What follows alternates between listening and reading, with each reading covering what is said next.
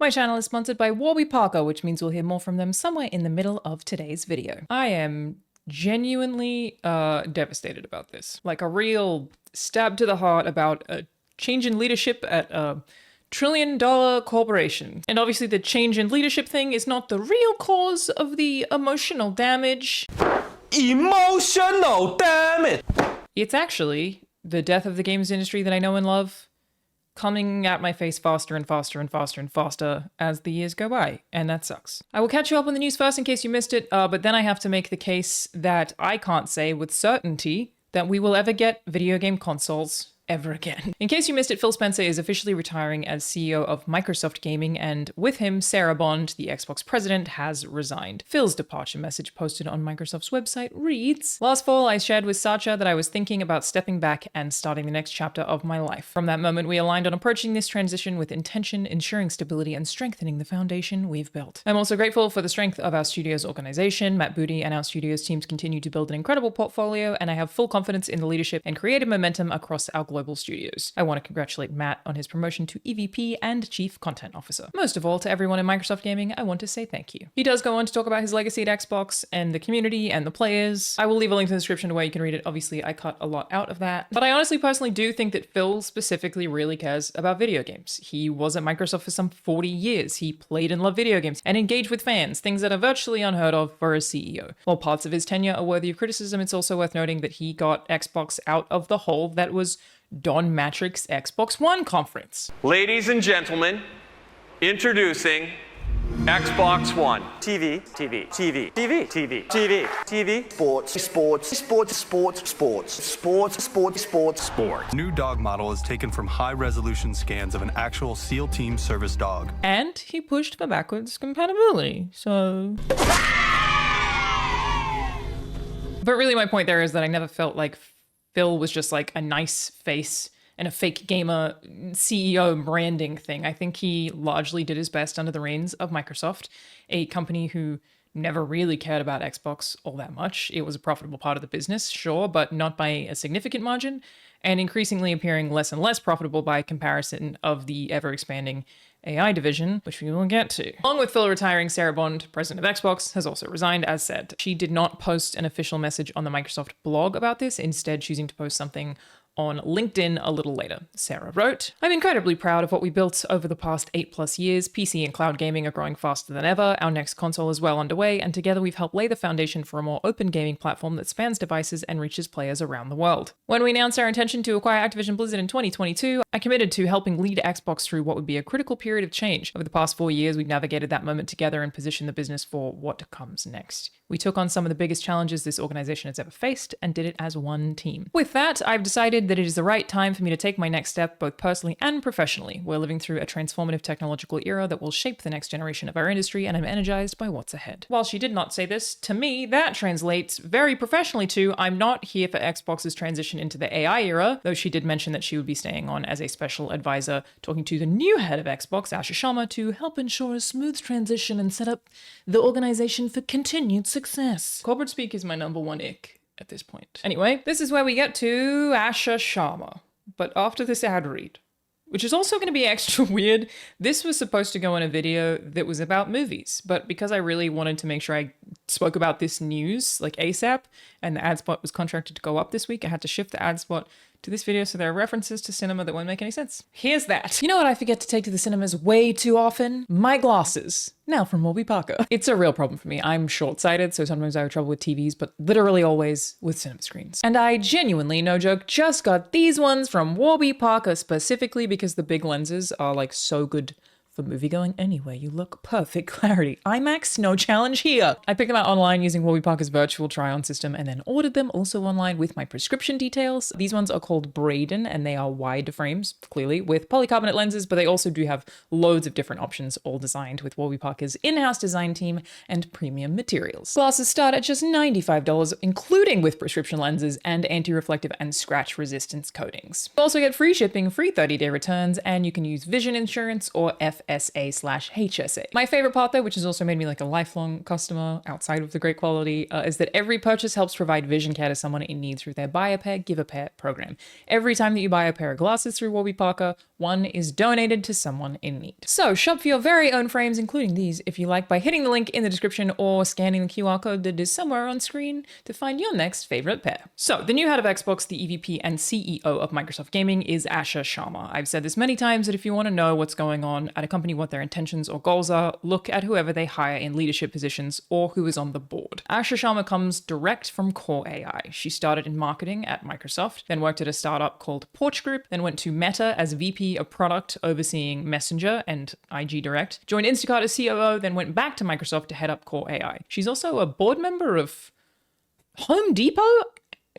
Rich corporate people got weird hobbies, man. You know what I mean? Basically, it's the resume of a businesswoman, as is the case with many other CEOs in the games industry. And while I would naively prefer that the person who is the head of Xbox actually care about video games, I don't really feel the need to engage in that conversation where Asha specifically is concerned, basically because it's irrelevant here, kind of. It is, which we'll get to. So in her announcement post, this is the last one I promised, she said, "Today I begin my role as CEO of Microsoft Gaming. I feel two things at once, humility and urgency. Humility because this team has built something extraordinary over decades. Urgency because gaming is in a period of rapid change and we need to move with clarity and conviction." I wonder what that could possibly be referring to. All right, now get out there and make me some goddamn money.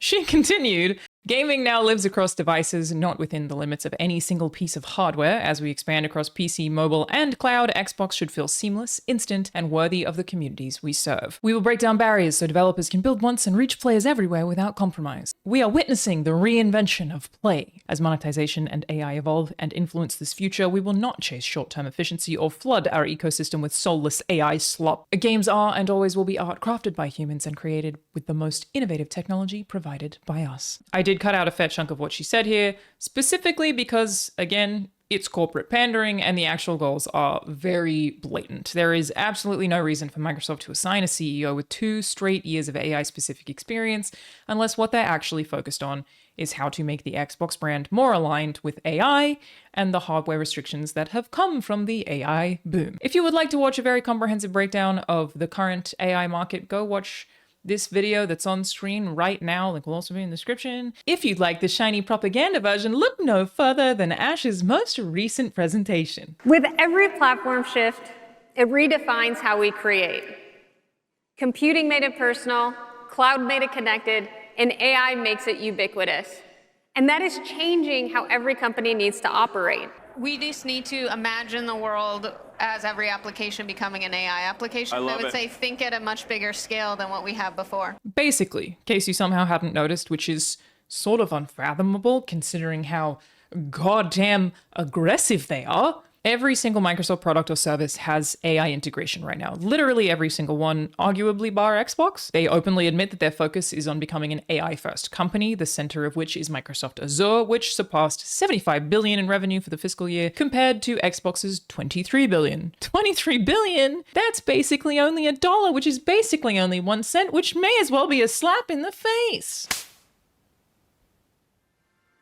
It's so wild that $23 billion, which is the most that Xbox has ever made in a year, is still not enough. Xbox, Windows, Microsoft 365 Consumer, and Bing combined only make up 17.64% of Microsoft's total revenue right now, down from 30% only 4 years ago. Not because they've become less profitable, just because the ridiculous proportions of the AI boom has skewed the data. And I want to be extra clear about this among the noise. What's happening with Xbox is not happening because Phil Spencer and Sarah Bond failed to make Xbox profitable. Look at this chart, okay? Look at this chart. Revenue is the highest it's literally ever been. I can't see the chart for reference. I will have to edit this in later. I think, look at it.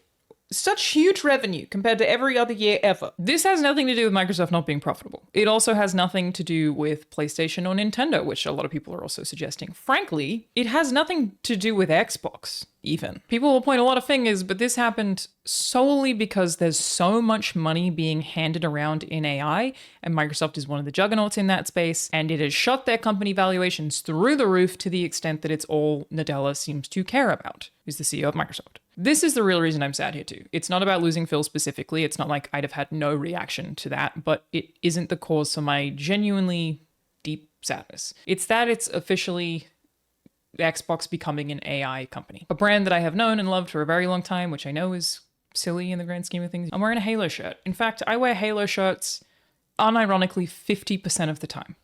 Like 50% of my life is in a Halo shirt. And with Sarah, but especially with Phil leaving, it's like the last bastion that would ever consider fighting against this admitted inevitability is gone. Now, I can only make predictions regarding what is actually going to happen to Xbox that do not pertain to what happens when the AI bubble pops, because that will change the landscape very dramatically. But for now, I do think that there will be even more layoffs and game cancellations and studio closures, and alongside those, a redirect. I've seen plenty of people say that they think Asha was hired just to slowly sunset Xbox, but many people could have done that. Matt Booty could have done that. You don't need to waste the head of an AI company on shutting down an enormous brand when AI is all you currently care about. I do believe she is there to figure out how to fit Xbox into Microsoft's AI first strategy and to attempt to transition dev studios into being more and more AI driven perhaps, and gamers to being more and more on the cloud. The cloud part is something that really I feel like I'm continuously surprised isn't discussed more in games industry spaces. The world is in a truly unprecedented chip shortage, and you can't make video game consoles without chips. This has only just begun, by the way. We're just getting started. Google and Amazon just announced plans to build new data centers that could reach 185 billion and 200 billion respectively, which, quoting Bloomberg here, is more than any company in history has poured into capital expenditures in a single year. As of late 2025, Nvidia had over 500 billion in orders for chips that they haven't even made yet. Every single chip available globally is sold out. And fact is, when a chip can generate dramatically more revenue inside of a data center than inside of a video game console, the market will allocate it to the data center. I should be clear that this is more about the materials required to make the chips than the chips themselves, since their application isn't necessarily one-to-one. Some cases it is, some cases it isn't. The outcome is the same. Sony is already considering pushing back the debut of the PS6 to 2029. Unless Sony has already locked in long-term fabrication agreements with fixed pricing, which is possible, I personally don't believe they'll release them at all, at least not before the AI crash shows up. The alternative to no consoles at all is that consoles become extremely expensive, like because you're also having to pay for rapidly inflating chips, or at the very least, the materials needed to manufacture console-specific chips. Let's just say a $3,000 PlayStation 6. Nintendo is already talking about raising prices for the Switch too. While one solution to this is that consumers start getting worse chips, like literally the chips made for gamers are made out of much cheaper, less sought after materials, as we've seen with Nvidia reportedly bringing back the RTX 3060. The more obvious solution is Nvidia GeForce Now, PlayStation game streaming, Xbox's cloud. Sarah Bond's widely criticized this as an Xbox campaign was part of the exact same thing. Get consumers used to the idea of playing streamed video games, move away from hardware to accommodate the chip apocalypse. This is likely what they hired Asha Sharma to figure out how to market. They clearly struggled to do so at Google with Stadia, but arguably that came a little too soon. It's easier to market cloud gaming when people can't afford the fucking hardware. Now, this is not me saying that I want this to be clear. I don't. I'm just trying to explain how the corporations are looking at the situation that's in front of us, which is, yeah, we are speeding towards a world where you pay a subscription to rent computing power from a data center and cloud stream every single game that you play, until we can't afford the subscription prices for the computing power either, because corporations have eaten up all of that too, which is exciting. So again, it's just Microsoft pivoting to be all about AI, Xbox needing to be a core part of that, considering the crazy exponential growth in that division, especially for them, and then figuring out a means to integrate that into the Xbox brand more strongly, in no small part with the use of cloud computing, almost definitely, which is something they built foundation for, but need to push a lot harder for right now, considering the chip shortage. While the mega corporations and investors may have abandoned us for AI, again, at least until the bubble bursts, at which point, who knows? I think there's actually a huge opportunity here for indies to have a real boom. I suspect that the AI push for all of these publicly traded companies will result in less AAA games across the board, more high-profile studio closures as they reallocate all of the resources those studios would need to their data centers. But less AAA games to compete with means more demand for indies, more profits for those smaller studios who really make art to expand their teams, perhaps even scooping up some of those AAA devs and getting to make cooler and cooler stuff. This actually happened after the 2008 financial crisis. AAA publishers got a little scared of spending money that wouldn't guarantee return, so played it safe with a lot of sequels and kind of killed off the AAA segment of the industry. And as a result of that shift, we actually got some really incredible indie games like Braid, Super Meat Boy, Fez, Undertale, Minecraft, a little indie game you might have heard of. But it could actually end up being a really wonderful sort of restart for the games industry in a way. And while I am genuinely really sad about what feels like a tidal wave of incoming losses after we've already had so many. At least underneath that wave, we could end up with tons of independently made games getting their time to shine, which are often far more creative and have way more opportunity to be made from the heart. Maybe I'm being optimistic and we won't be able to play anything because all games will somehow be restricted to cloud streaming and data centers. But in this case, I choose optimism.